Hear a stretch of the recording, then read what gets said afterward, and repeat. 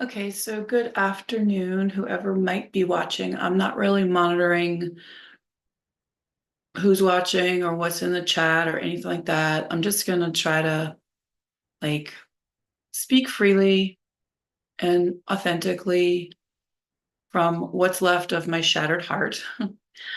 Um, so I'm Bonnie, and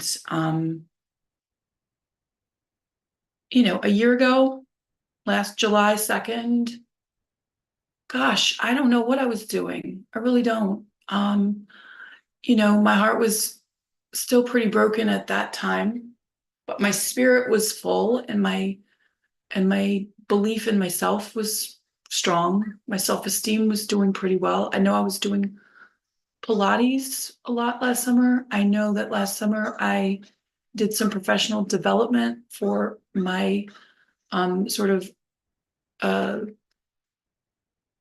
last chapter career choice of being a mental health peer support specialist. I did a forensic peer support enhancement on my on it. I did it wasn't really a certification at that time, because in that particular state where I did the training, it was not yet something that you could get certified for. It was just sort of an enhancement of an already existing credential in peer support. But so the forensic peer support was specific to my history of incarceration in the criminal justice system, as opposed to general peer support, which is specific to my history of incarceration and chemical restraints in the psychiatric system. So many people want to abolish prisons and things like that. I don't know. I didn't have a bad time, too much of a bad time in any of the jails or prisons I was in, all things considered. But I can tell you, I wouldn't wish an hour in an emergency room on my worst enemy. I wouldn't wish 5 minutes in a locked psych ward on my worst enemy. Um, I believe the criminal justice system does its job. I know a lot of people are following this Karen Read mistrial. Boo hoo, as far as I'm concerned. I think it's a ridiculous case. I think if this woman would have just pled down to something, I don't know. I don't know. I wasn't there. I just think the amount of eyeballs on the Karen Read case versus on things like the Sandra Birchmore case, which is also out of Canton, Massachusetts, versus things like the Where Are Dahlia and Dima Takali case, which is out of God knows where. They just keep globetrotting under cover of their alleged sister, Lima Jovanovic, and their alleged mother, Linda Haifa, whatever, Omar. Those are the kind of things that matter to me. So what's the difference between Karen Read and Sandra Birchmore? Well, I mean, as far as I know, I don't know a lot about Karen Read, but as far as I know, Karen Read grew up in a very intact family. I don't know if you would call it upper middle class or sort of upper working class or whatever. But as far as I can tell about Karen Read, she has lacked for nothing a day in her life. Whereas little Sandra Birchmore was from a very chaotic and complicated family. Um, she grew up in Stoughton, Massachusetts, which I guess is one of the towns that abuts Canton. But she was living in an apartment in Canton, Massachusetts, and working in Sharon, Massachusetts. Now, Sharon, Massachusetts is another town that I've talked about in the past because there's another young woman. Sandra Birchmore is no longer alive, by the way. And it was just ruled like a week or two ago that her death was not, in fact, a suicide, but in fact is going to be investigated by the Canton police as a homicide, because the last person to have been proven to be alone with her while she was alive was a Stoughton, Massachusetts police officer. And so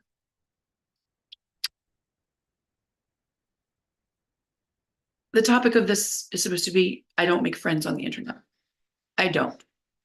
I turn to the internet for information, for news, for commentary, for entertainment, but none of those things encompass friend making. Okay. I am an independent person. I don't speak for anybody else. Nobody else speaks for me. Um, I didn't really understand the toxicity of quote unquote YouTube communities until I was so far deep into them back in 2021 that, it was too complicated to extract myself. So I just kept running with it. But it has just gotten more and more and more and more toxic because whenever you cover these types of cases, that whenever you either follow or cover, whether you're creating content or you're commenting on other people's content, you are opening the door to be challenged for your, in my case, for my, very deeply held beliefs on a lot of these things. And when people disagree with you, they try to find chinks in your armor. They try to, you know, pin things on you that you didn't do and threaten you to expose, quote unquote, the things that you did do and you've never tried to hide doing anyway. Like I am an open book. If you confront me with a fact, I'll confirm it or deny it, honestly. But people don't do that. They just go and dig up old videos of me, in states of trauma. And then they compare those to new videos of me in states of trauma. And they create this narrative that I'm unhinged. Well, you know what? By definition, anyone who's experienced homelessness is unhinged. Because when you're homeless, there's no door, much less any hinges on the door to be able to get any freaking privacy. So you're out there in the public on display 24/7 for people like Mark Leta, for people like Charlie Harrington, for people like Roy Miller, for people like Boston Police Department detectives, for people like Boston Police Department sergeants, for people like Boston Police Department lieutenants, for people like Boston Police Department officers. Because when you're homeless on the streets of Boston for as long as I was, you see a lot of shit and a lot of shit sees you. And so on Sunday, I had planned to do a live about my experience with the filming of the Johnny Depp film Black Mass, which was filmed in Boston. And I'm really bad with years because I know I was homeless essentially from September of 2012 to September of 2018, but that was a lot of on and off homelessness. And then I was not in the place that I'm currently in until January 2021. So even between 2018 and 2021, I was at very substantial risk of homelessness. But yeah, so between 2012 and 2018, I was in like either couch surfing, shelter, street homelessness, or like temporary rooming houses here and there, sublets, things like that. So I had no fixed address to receive mail during all that time. In fact, I was receiving mail at a PO box for DV survivors with an organization that I'm not going to name just because there's creeps out there, but an organization that was so helpful in so many ways. And the biggest way that this organization was helpful is that they gave you that 5 minutes of privacy. They gave you that way to kind of duck in and duck out and have a bathroom to change in, and you couldn't shower in there, but you could at least, do the other stuff in there without, people like barging in on you. It's so fucking traumatizing when you don't have a door to close, that once you do have a door to close and people come banging on it with nonsense, it's extremely traumatizing. So why do I not make friends on the internet? Because I had a whole lifetime before 2012 when I made hundreds and hundreds and hundreds and hundreds, probably thousands of real friends in real life. Um, when you're not homeless, at least for me, I didn't spend that much time on the internet. I mean, I would be out and about. I'd post pictures of my kids on the internet. I'd like pictures of other people's kids on the internet. Like, I didn't realize what a cesspool the internet was becoming. Like, when I was in high school, there was no such thing as internet. When I was in college, there was no such thing as internet. Um, the first time I remember having like internet was, I want to say, in like January of 1994. And that was primarily for work. I don't think I ever had a cell phone until 2001. You know what I mean? Like, I remember my boss back in 1990 had like a car phone in his Mercedes. And, he would be like doing business with his car phone. And, John Kerry would be calling him, and Billy Bulger would be calling him. Yeah, Billy Bulger, not James Bulger, who, Johnny Depp was playing in the movie, but the brother of Billy Bulger. And we'd be like going to the Harvard Club, and we'd be going to the Algonquin Club, and we'd be going to Amarine's in Southie, and we'd be going to, oh God, what's that other place? The German place, Lockover, like we were just living the Boston, 1% life. I mean, I wasn't living that life because I was making $10 an hour, working as many hours as they would give me, which wasn't always 40.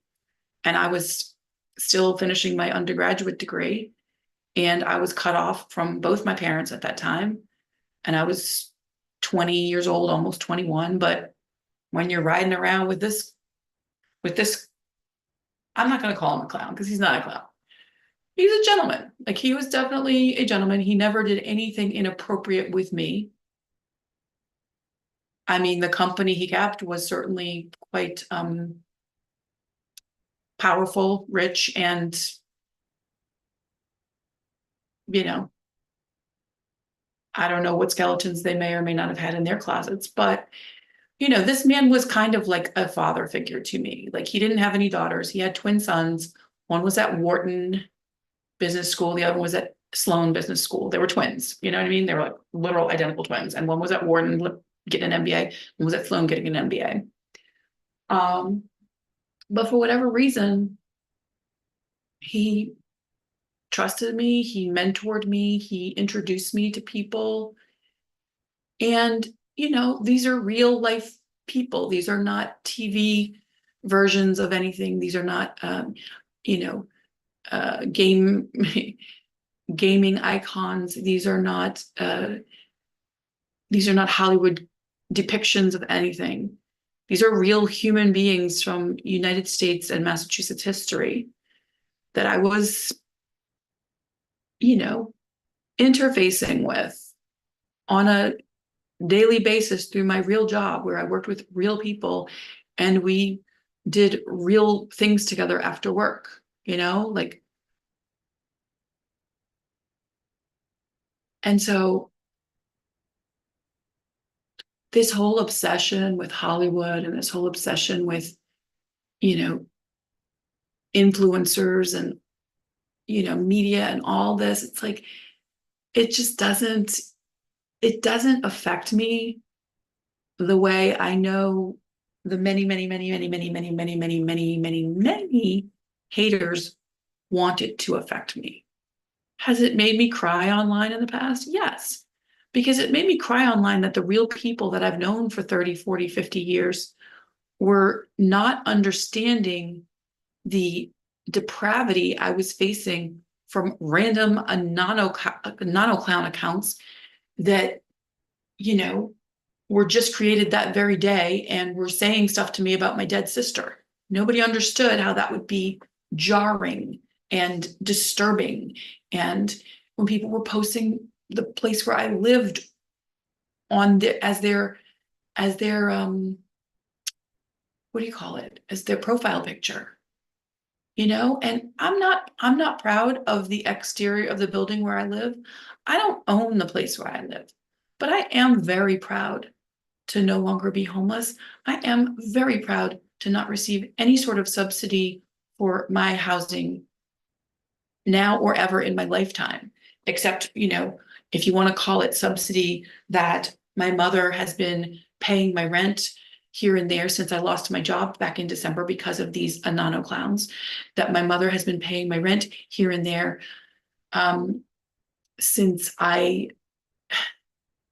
have not had access to the funds that my father promised me before he died on April 14th, 2023, which is, well over 14 months ago now, coming up on 15 months. I still have not seen a penny from his estate. When he tried to hand me the keys of his car at the time, and somebody intercepted his wallet and his keys and said, "No, it's okay, I'll take it from here." And that man has not given me any indication as to when, if ever, I will receive money to buy my own car, money to buy my own place of abode. None of that. But still, I carry on because I know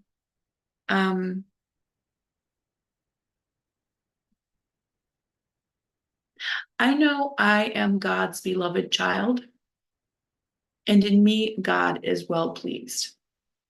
I'm not saying I'm anybody's favorite. God knows I'm probably God's least favorite.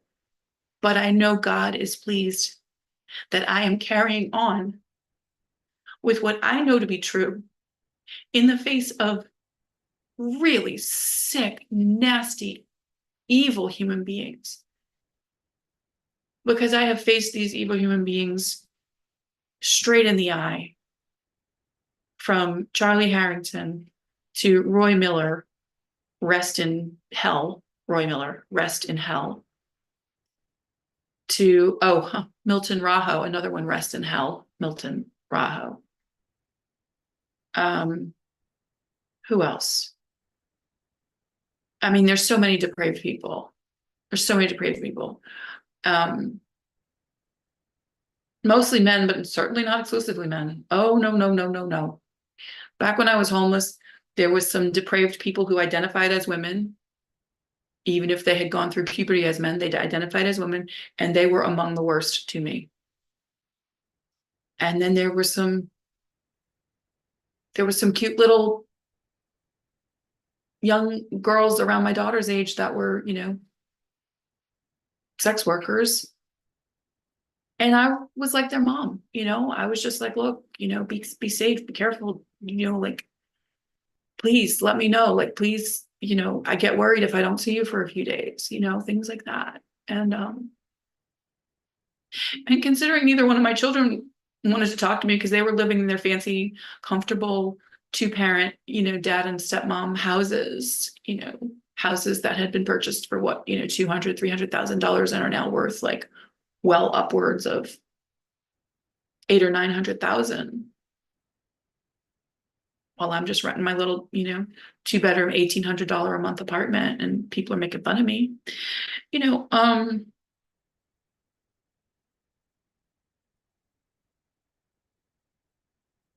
yeah, since my own children weren't talking to me, these girls, these young women that I met while I was homeless, and there were a couple trans women that I developed really good relationships with. One of whom didn't even start identifying as a woman until I had known them for several years as a man, non-binary. But I always got along with that person, even when they were doing some really, really risky and really scary, complicated things. I got along with that person because I had first met that person when we were both locked in a psych ward. And that person, because they were identified as male at the time, was sharing a room with a dude that I was like, I had to share a room with a female unless I could get my own room, which I always tried to advocate for when I was in those places, but it didn't always work. But I was sharing a room with a female who spoke no English. She was Spanish. I think she was either Mexican or maybe Puerto Rican. I don't think she was Puerto Rican. I think she was probably Mexican or Central American or something like that. And then this dude was Puerto Rican, this guy, and he was like super cute and super nice. And, I was, had all the tattoos and was just like this really big, sexy Puerto Rican dude. And he was like always like, I remember the thing about him, he was like always wiping down all the counters and everything in the little kitchen area in the ward. And this guy, I forget this guy's name. I'm just gonna call him JP because I really don't remember his name, but for some reason the name JP is popping into my head. So JP would be wiping down all the stuff in the kitchen area. And like I would go kind of sneak into this little corner with him and we'd like make out and stuff. And then JP's roommate, who again now identifies as female, but this was years ago. JP's roommate at the time, who was still identifying as male or being identified as male, um, was like keeping a lookout and stuff. And why am I telling this part of the story? Oh, because these are people I met in real life. These are people I met in like the worst possible circumstances of any of our lives. And we had each other's backs. Like there is a code in these places. And I just hope, I hope that the people who were locked up with Bam Margera get a voice in this whole hot snakes thing somehow. I hope those people get a voice because I know at least one of Bam Margera's roommates died, right? I hope Amanda Rabb's roommate, I think her name is Janelle. I hope she gets a voice in this whole hot snakes thing because the people who survived these unimaginable incarcerations can really tell things most authentically. And especially when people who were only locked up together for, say, a week of their lives can go back and tell incredibly detailed and completely like factually equal stories. Only then will there be the kind of confrontation that the whole psychiatric industrial complex needs to happen for people's safety, for our economic safety. My God, what did Lima say? It's cost $500,000 for each of her sisters to be kept sick. And we want to keep tweaking this system until it might work for one or two people. I mean, how many people go to their graves because they ran out of medication that they were legally entitled to, but they couldn't get it at their pharmacy? How many people go to their graves because of that? How many people go to their graves because even if they have insurance, they've taken too much of one medication, not enough of another, and they can't get in to see their doctor and all this kind of stuff. I mean, thank you, no thank you. Thank you, no thank you for that very first Ativan prescription back in 2005, September, when I was freaking out about Hurricane Katrina and my whole fucking family coming to stay with me in my apartment that I was paying for. With my job that I was raising my two kids on without any fucking financial help from either of the men I conceived those children with. And so many of the people I was closest to during the most vulnerable parts of my life did fall victim to things like opioid overdoses, did fall victim to things like sudden death on the streets, did fall victim to things like hepatitis.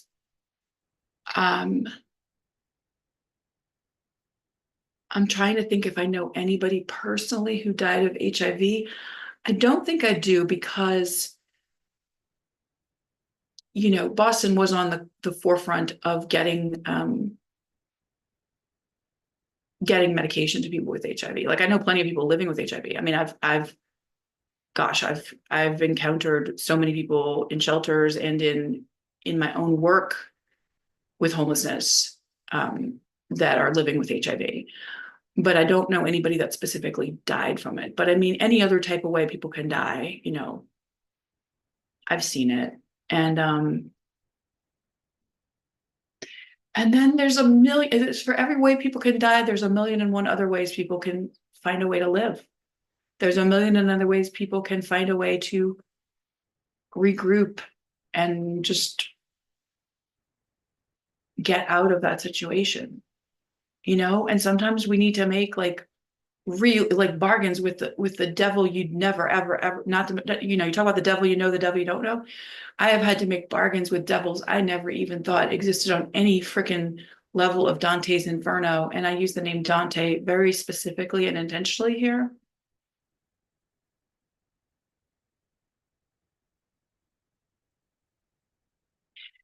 um I just saw a notification on one of the platforms that somebody with the first name Dante is following me. And my first thought was, oh my God, who's impersonating this guy now? Because this is a guy that I never had any problems with. This is a guy that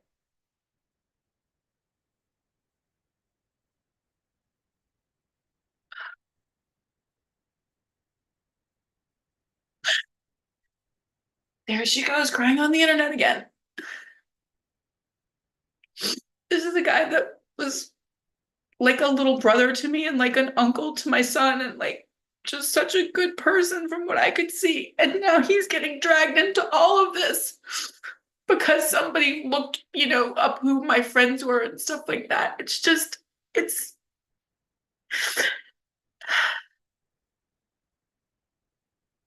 and I tried to warn everybody that was friends with me on Facebook and Instagram and all my different Instagram accounts. I tried to warn them back in like October, November of what was coming next because Rachel had warned me.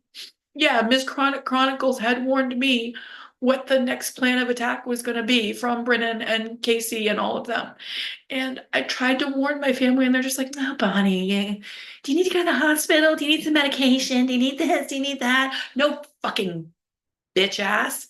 I need you to fucking protect yourselves because I'm too busy protecting myself to protect any of y'all. You know what I mean? Okay, Bonnie. All right. Well, yeah. What, do you want me to send you some money? Yeah, sure. You can send me some money. That's not gonna help this one way or the other. You can send me $1 million, and that's not gonna stop the depravity of these people. That's just gonna give them another reason to try to break me. No, it's not about money, mother. It's about protection. And I was sort of paraphrasing a Bible quote, I think, when I said earlier, I am God's beloved child, and in me, God is well pleased. And the reason why I know God is pleased with me with all my faults and all my sins and all my failures is because every day I wake up with a heartbeat and a breath. And apparently I still have a voice, although some days that voice is really painful to use, painful physically, mentally, spiritually, all the ways it can be painful to use this voice of mine. But every day I wake up and the sun has risen again, and I have another chance to speak out against this fucking depravity. There's nothing other than God that could be giving me that opportunity when I have been going face to face with such fucking satanic level, Dante's 666th level of the Inferno type shit for as long as I have. Because my my fighting depravity didn't begin or end with Free Britney, didn't begin or end with Free Bam, didn't begin or end with Justice for Amanda Rabb, didn't begin or end with Where the Hell Are the Colley Twins. No, my fight against depravity has been since the day I was born. Because there was some scary ass shit going on in my 20-something-year-old parents' social lives back in the 70s, let's say, because I was born the last couple months of the 60s, but I grew up in the 70s in Jefferson Parish, Louisiana, with all kinds of depravity going on. I mean, most of my neighborhood had David Duke campaign signs up. We didn't, thank God. But I mean, that's what you saw when you drove through my neighborhood. And then when we moved to a different neighborhood, it was a different sort of, like I was in what I guess you would call a white trash neighborhood. And then I moved to a sort of multicultural, more liberal inner city neighborhood. And so it was a totally different kind of depravity when we moved, but it never stopped. It never stopped. I mean, and then at 17, I flew, I didn't even fly. I was driven 1,500 miles away to go to college. And I didn't have a freaking clue. I didn't have a bank account, I don't think. I didn't have, I mean, I did not have a clue. I was 17. I was not even a freaking adult. And yet I was expected to just, they didn't even have a dorm room for me. My dad and my sister left me off in a freaking hotel room. Do you know what happens to a 17-year-old girl in a hotel room for weeks on end, not knowing when she's going to get to her school? Like, I mean, it's like I had no skills. I had no car. I probably had a driver's license at the time, but like I said, I was too young to rent a car. I mean, it was just like my dad and my sister dumped me off, and then he goes to chase some girl he had been dating in New Orleans who was now living in DC. And like, it was,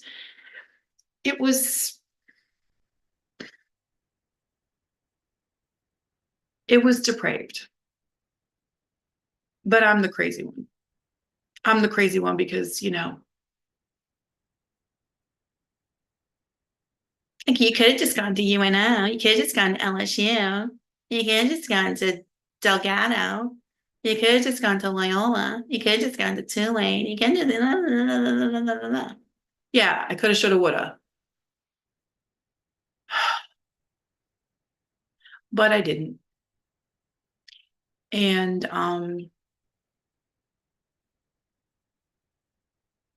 yeah, the craziest thing in this whole homeless thing that happened, the craziest thing that happened to me is that this girl I went to high school with, I went to both Ben Franklin and NOCA with. And then I came to Boston for my undergraduate. She, I think, went to maybe Seattle for her undergraduate. And then she came to Boston for her graduate degree. I'm sitting there in women's lunch place on Newbury Street one morning. I got there super early because I think I had stayed out for the night. I hadn't stayed in the shelter. So I got to women's lunch place because they opened at like 7, but you couldn't get a day bed there until like 8. Like you had to basically get a number, So I knew if I got there right at 7, I could be first in line to there was like a little sleeping room where there were like 6 pretty comfortable beds that you could like sleep during the day instead of at night. So I was doing that. And I'm sitting there waiting, and I see this lady like, you know, like putting chairs out and putting tables out and just kind of setting up the room. And then I look at her and she looks at me, and I was like, I remember I had this cap on that somebody had given me. It was like a handmade cap. And I was like sitting there. I was like I weighed a lot less back then, probably like 100 pounds less. I don't know. And I was like sitting kind of crouching in a corner, just with my head down, like waiting till the staff got there and would let me to get the bed and everything. And this girl is like kind of out there, setting up the room. And I look at her and I just blurted out her name, which again, I've known this girl since I was 14 years old. And she goes, "Oh, Bonnie, I thought you were like a little old lady sitting there." I'm like, "Well, I am a little old lady sitting here." I said, "But what the fuck?" I'm like, "Do you work here?" She goes, "No, girl, I'm homeless too." I'm like, "What?" And I was like, what? And so she's like, look. She's like, "Look, first of all, I do not want my mom to know." I'm like, "No, your mom's not going to know." And she's like, "Second of all, I'll tell you after." And I was like, all right. So I kind of like started helping her like put the shit out and everything. And then she explained to me. And again, it's her story to tell. I'm not going to say her name. And if anybody tries to fucking look up her name, go fuck yourselves. But it was just like, good Lord, like homelessness can really happen to anybody. And it's not that she hadn't made any mistakes along the way. It's not that I hadn't made any mistakes along the way. It's that especially for women, it's very easy to let bad choices and shame overtake our innate instincts for self-preservation. And it's super easy, especially for attractive women. And I'm not calling myself an attractive woman, but I'm saying that this lady is and was and always has been a very attractive girl, to the point where she was dating another member of our schools, another person that we went to school with, who ended up literally marrying, what do you call it, a Victoria's Secret model. So yeah, I mean, and again, if you start throwing names into my chat, I will literally, I will hunt you down and find you. Please do not dox this person I'm talking about if you have some way of figuring out who I'm talking about.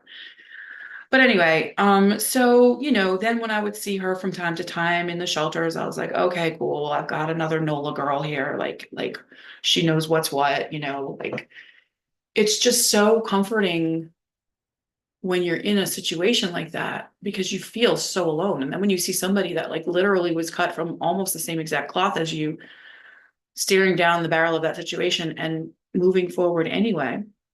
And I really don't know what she's up to lately. I don't.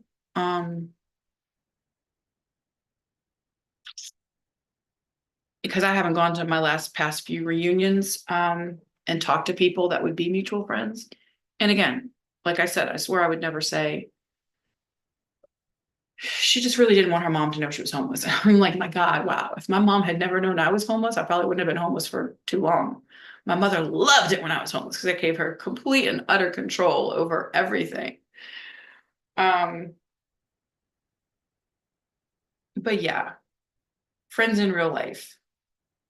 Like if somebody had written a movie script that would have, portrayed that scene I just described at the women's lunch place in Boston with two girls that had gone to high school for 4 years together, that hadn't seen each other in, let me see,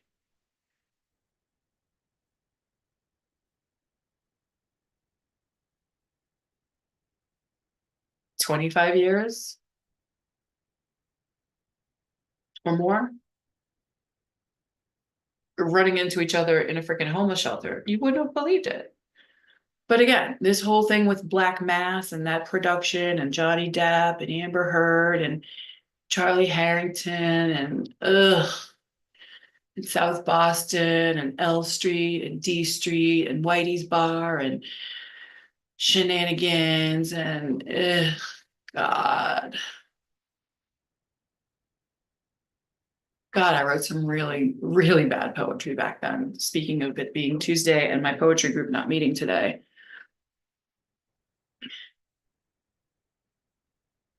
I'm trying to remember what, like I had this poem about all the different precincts of the Boston police. Speaking of the Karen Read mistrial, I had this poem about all the different precincts of the Boston police. And I used to say it to this girl, Jade, rest in freedom, who again, she was homeless with me in Boston, and then I'd run into her on the streets of San Diego like a year or two after I had last seen her in Boston. And then she's dead a few months later. But anyway, another story for another time. But I used to like say this little, like, I guess you would say like nursery rhyme, adult nursery rhyme, since that is apparently what Lima loves to write these days. I remember it was like I was the whore of D4. Now I get my kicks in C6, because D4 is Roxbury District, which is where this sergeant had been at one point a sergeant. And then C6 was the police district where this sergeant was born and raised and grew up. And, his godfather may or may not have been the real life character who Johnny Depp was attempting to portray in this Black Mass movie. But anyway, so I was the whore of D4. Now I get my kicks in C6. And then there's A1 is Charlestown. So I was like, and then I get no, A1 is downtown. I don't even know. Maybe Charlestown's A2. I don't know. I was like, just basically like I wouldn't call it rapping, but I was definitely like rhyming all the shit that goes down when you start to fraternize with police. And I'd say this is shit that goes down when you start to fraternize with police, whether or not you're homeless. I'd say this is shit that goes down. You know, I used to fraternize with police in New Orleans, but that was a little different because I grew up there, right? But I'm not from this area. I have no family from this area. Like my body could be so easily buried and never seen again, and nobody would even notice I was gone, much less care, you know? Like that's how scared shitless I was during those years when apparently, you know, Amber Heard was all worried about Johnny Depp. And I know for a fact, like, I mean, I never saw Johnny Depp face to face, I don't think. But I interacted enough with the production crew on that movie. And just random extras and, you know, just stuff. Like I knew enough about the production of that movie. To have been offered what was said to be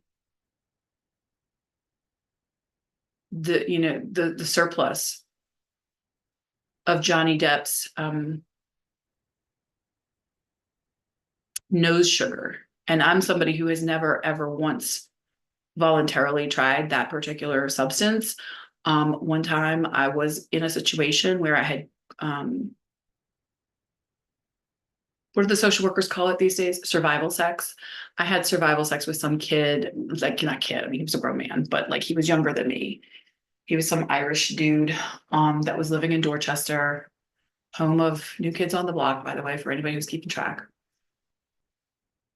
And we had taken a taxi back from South Boston to Dorchester late, like 2:30, 3 in the morning. And I was just trying to get some sleep. But he was up all night with his own, you know, nose candy, and I was not interested whatsoever. And like he basically like, I'm not gonna say he grabbed me and forced my face onto the table, but he was like, look, either, you know, like you're gonna need to like do this with me or leave. And I was like, all right, what do you want me to do? So I like stuck my finger in a pile of powder and I like rubbed it on my gums and I'm like, okay, here. Are you satisfied? And I was like, yeah, okay. I mean, he was like so fucking paranoid. And so then when I did end up leaving there, like I literally felt like I was having a heart attack. So like, of course, who do I call? 911 and what shows up? Not just a Boston EMS, which are worse than the police, is in my opinion. The EMS workers are fucking violent and vile. But of course, a bunch of Boston police officers are like, what's up now, Bonnie? What's going on now, Bonnie? Because, you know, they had been called to the scene of the crime where Charlie Harrington like accused me of running up his, you know, hotel room tab, and the Sheraton tried to kick me out, and the Green Tangerine Salon tried to kick me out, all this stuff. And I'm like, yeah, I think I'm having a heart attack. They're like, what do you mean you think you're having a heart attack? I'm like, well, here's the full story. And I like literally told them. They're like, oh, so you did some coke? And I'm like, I didn't do coke. I was like forced to do it. They're like, okay, whatever, Bonnie. Do you need to go to the hospital? I'm like, no, I guess not. And they're just like, all right, because we got an ambulance right here. We can take you to the hospital. Do we need to strap you down and take you to the hospital? I'm like, oh my God, Jesus. Can y'all just like, can I see y'all later at Foley's, please? Like, can you just leave me the fuck alone? So yeah, a few things I learned. Cops are not your friends. And neither are people you exchange personal information with on Discord, on Facebook, unless you actually know them in real life, on Instagram, unless you actually know them in real life, on where else? I don't know. People can DM on Reddit, people can DM on Twitter, you can't DM on YouTube yet. And I hope to God Google doesn't do that, because that would just be like way more. I think I would definitely have to completely switch over to Rumble and Rockfin and all those other places if people could like DM me on YouTube. I mean, you can post whatever vile shit you want for the world to see on my channel. I don't care. I'm not going to censor you. I like it when people show who they truly are, because maybe then I'll remember it. Maybe then I'll remember it if it's right there in black and white for not just me, but anybody else who comes to my channel to see this comments. Um, but like when people DM you and act like they're your friend and then they like delete their account 2 days later after you say something they disagree with and then they disappear. That is creepy ass next level fuckery that I just never even imagined I'd be dealing with at any point in my life, much less at the age of 54, almost 55 years old.